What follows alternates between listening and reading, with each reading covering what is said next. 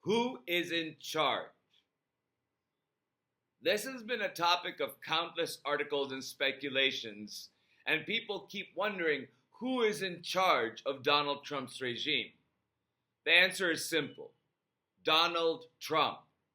He is responsible for everything happening in his administration and for everything his administration does. No matter where power sloshes around in the executive branch, Donald Trump's stain extends there. It is all being done in his name. Maybe Stephen Miller is more evil than Donald. Maybe Russell Vought is more evil than Donald. And maybe they're running our domestic policy and government budget as they wish without Donald's direct involvement. They are still executing the prerogatives of the man who sits behind the resolute desk. Donald may not know about it directly.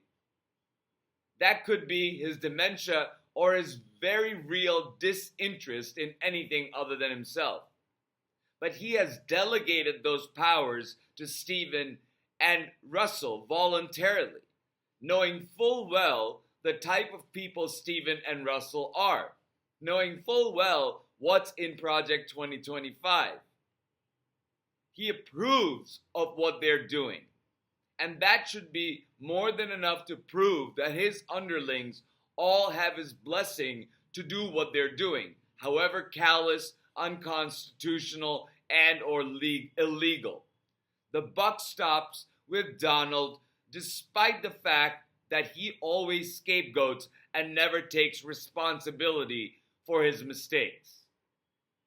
And in the history books, long after Donald is gone, he will be headlining, committing all the atrocities unfolding around us.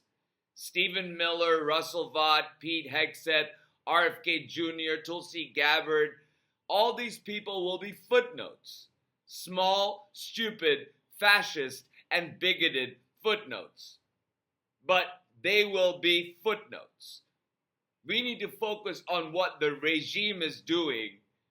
And I'm sure that historians are keeping a track of where the power is sloshing around as a matter of history, as a matter of understanding how this administration is running. But I consider this administration to be a fascist regime. And it works as a whole with loyalty to just one person, Donald Trump.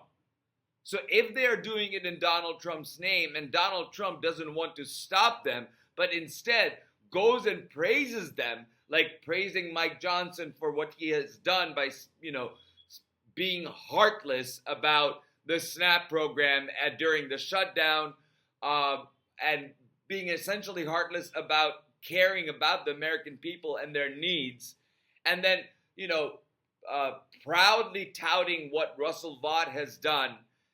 When you have the president making those comments, that shows you that Donald Trump very much knows what is going on. And if anybody is to be held accountable, it should be Donald first.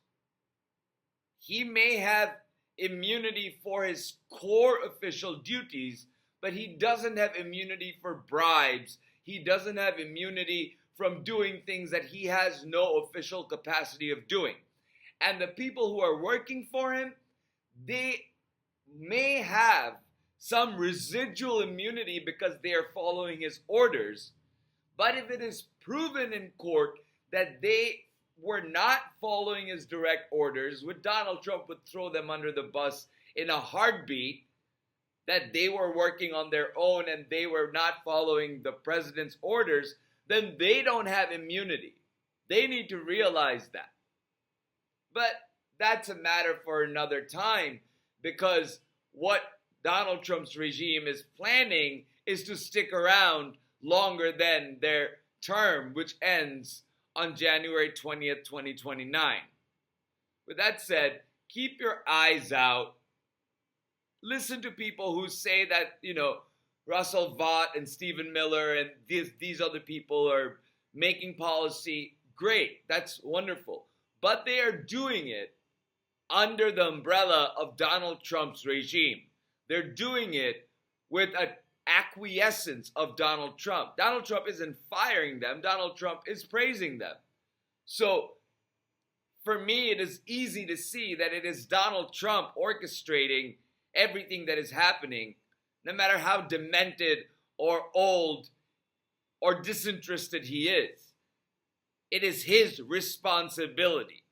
The fact that he is the most irresponsible person to ever sit in the Oval Office does not matter. What matters is that it is his responsibility, and he is irresponsibly not performing his duties to take care that the laws be faithfully executed. It's quite simple. Thank you for listening.